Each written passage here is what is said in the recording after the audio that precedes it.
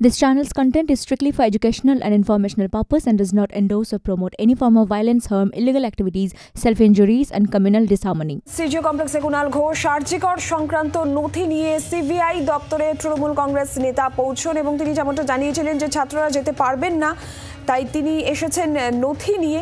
CGO কমপ্লেক্সে কুণাল ঘোষ পৌঁছন, আরজিকর সংক্রান্ত নথি নিয়ে সিবিআই দপ্তরে পৌঁছন তৃণমূল নেতা কুণাল ঘোষ। নান্টু আমাদের প্রতিনিধি রয়েছেন আমাদের সঙ্গে, সরাসরি চলে যাবো নান্টুর কাছে। নান্টু, কুণাল ঘোষ তৃণমূল কংগ্রেস নেতা, তিনি আরজিকর সংক্রান্ত নথিপত্র নিয়ে তিনি পৌঁছেছেন সিজিওতে। কি বললেন, এখনো পর্যন্ত কি চলছে ওখানে?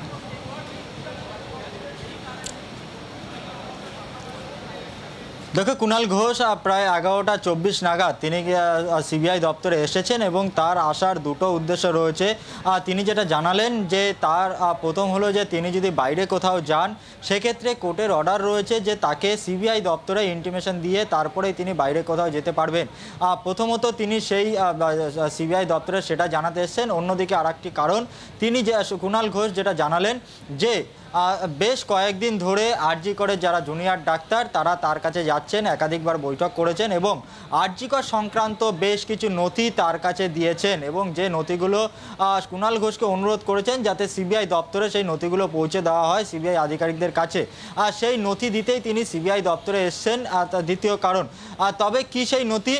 আরজিকর হাসপাতালের যে ছাত্রী তরুণী ডাক্তার পড়ুয়া যে খুন হয়েছে সেই সংক্রান্ত নথি, নাকি আরজিকর হাসপাতালের যে বিভিন্ন দুর্নীতির কথা বলা হচ্ছে সেই দুর্নীতি বিষয়ের নথি, সেই নথি নিয়ে তিনি এসেছেন। সেটা কিন্তু কুণাল ঘোষ বিষয়টি এড়িয়ে গেছেন, তিনি বলতে চাননি নথির কি রয়েছে নথিতে। তবে আরজিকর সংক্রান্ত বিভিন্ন নথি, সেই নথি নিয়েই তিনি সিবিআই দপ্তরে এসেছেন এবং তিনি যেটা কুণাল ঘোষ তার যেটা বক্তব্য যে বেশ কয়েকদিন ধরে আরজিকরের যারা জুনিয়র ডাক্তার তারা তার কাছে যাচ্ছেন, তার কাছে তারা বৈঠক করেছেন, তাদের সাথে আলোচনা করেছে এবং সেই আলোচনার মাধ্যমে এই যে জুনিয়র ডাক্তার তারা কুণাল ঘোষকে বেশ কিছু নথি দিয়েছেন, যে নথিগুলো আরজিকরের যেটা সূত্র মারফত খবর যে আরজিকরের একদিকে যেমন দুর্নীতির বিষয় সেখানে থাকতে পারে, অন্যদিকে এই ছাত্রী খুনের ঘটনায় বেশ কিছু নথি থাকতে পারে সেই নথিতে। সেই সমস্ত নথি নিয়েই কিন্তু এই মুহূর্তে কুণাল ঘোষ তিনি সিবিআই দপ্তরে রয়েছেন এবং 11টা 24 নাগাদ তিনি কিন্তু সিবিআই দপ্তরে ঢোকেন।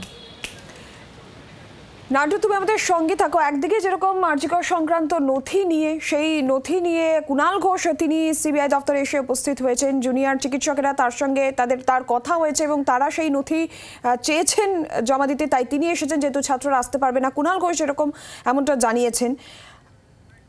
আর এরই পাশাপাশি আমরা শুনবো যে কুণাল ঘোষ এ বিষয় নিয়ে কি বলেছেন। কলকাতা পুলিশের হাতে থাকতো তাহলে ওরা নিশ্চয়ই আমার অনুরোধ করতেন কলকাতা পুলিশের হাতেই দিন, কিন্তু যেহেতু তদন্তটা শিফট হয়ে সেন্ট্রাল এজেন্সিতে চলে এসেছে তাই তারা বলছেন আমরা তো এইভাবে গিয়ে সিজিওতে দিতে পারবো না, আপনাদের যাতায়াত থাকে যদি হয়, যদি তারা নেন তাহলে একটু দয়া করে দিয়ে দেবেন।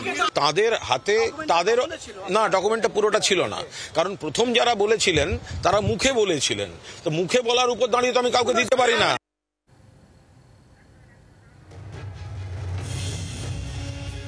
এই নিয়ে ফিরহাদ হাকিম, তার কি বক্তব্য শোনাবো আপনাদের। ভালো তো, সবাই মিলে তথ্য দিই, এই ফেসবুক মিডিয়াতে না করে যার কাছে তথ্য থাকবে সে তথ্যটা দিক, তাতে ইনভেস্টিগেশনে সুবিধা হবে। যারা ইনভেস্টিগেশন এজেন্সি তাদের তো আমি ধরে নিতে পারি না সে ভগবান সব জানবে, তারা তো তথ্যগুলোকে নিয়ে নিয়ে তারা যাচাই করে কোনটা সত্য কোনটা মিথ্যা করেই তারা একটা জায়গায় এগোবে। সুতরাং যার কাছে যা তথ্য আছে সেটা ফেসবুক আর এতে দিয়ে ওই ফেক নিউজ না ছড়িয়ে সেই তথ্য আদালতে দিক বা সিবিআইকে দিক। বাংলার আওয়াজ, বাঙালির আবেগ, জি 24 ঘন্টা।